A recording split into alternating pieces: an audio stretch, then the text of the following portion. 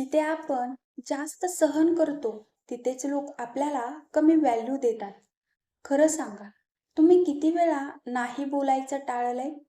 फक्त कोणीतरी नाराज होऊ नये म्हणून. कधी असं वाटतं का, तुम्ही सगळ्यांसाठी खूप काही करता, पण तरीही कोणी तुम्हाला तितकं सिरियसली घेत नाही? तुम्ही वेळ देता, एफर्ट देता, केअर करता, पण शेवटी तुम्हालाच इग्नोर केलं जातं. आणि मग तुम्ही स्वतःला समजवता, काही हरकत नाही, मी जास्त विचार करतेय.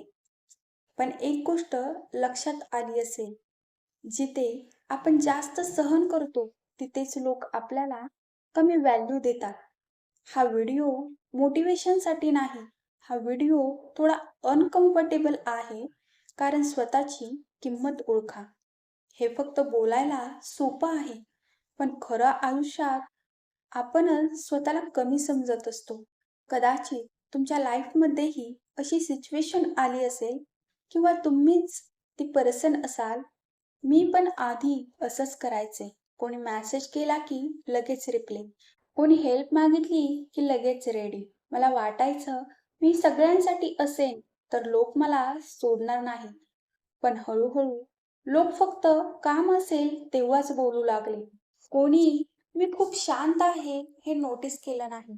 आणि एक दिवस रिअलाइज झालं, मी सगळ्यांसाठी आहे, पण माझ्यासाठी कोणीच नाही. हे सगळं का होतं माहीत आहे? कारण आतून आपल्याला थोडी भीती असते, लोक आपल्याला सोडून जातील. आपण पुरेसे नाही, म्हणून आपण काय करतो? जास्त देतो, जास्त एक्सप्लेन करतो, जास्त सहन करतो. हे बाहेरून चांगलं दिसतं, पण आतून आपण घाबरलेलो असतो.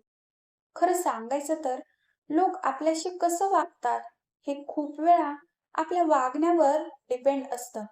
जर तुम्ही नेहमी अवेलेबल असाल, स्वतःचा टाइम सोडत असाल, नो बोलत नसाल, लोक तुम्हाला ऑप्शन समजायला लागतात. एक छोटासा टेस्ट करून बघा.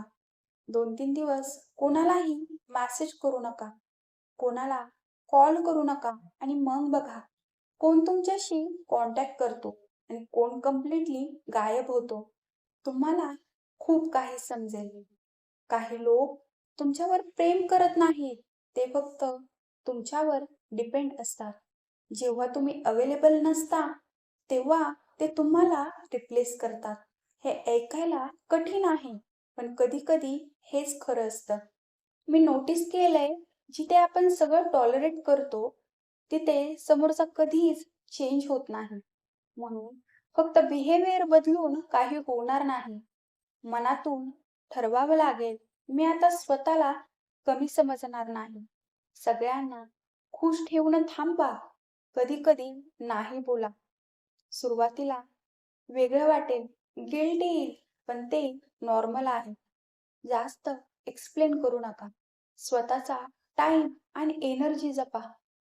कधी-कधी बाहेरून सगळं ठीक दिसतं, पण आतून एक आवाज असतो, मी पुरेसा आहे का? लोक मला खरंच व्हॅल्यू करतात का? आणि हा आवाज थांबत नाही. जोपर्यंत तुम्ही स्वतःला व्हॅल्यू देत नाही, एक गोष्ट मनात ठेवा, तुम्ही लोकांना गमावण्याच्या भीतीने स्वतःला गमावत आहात.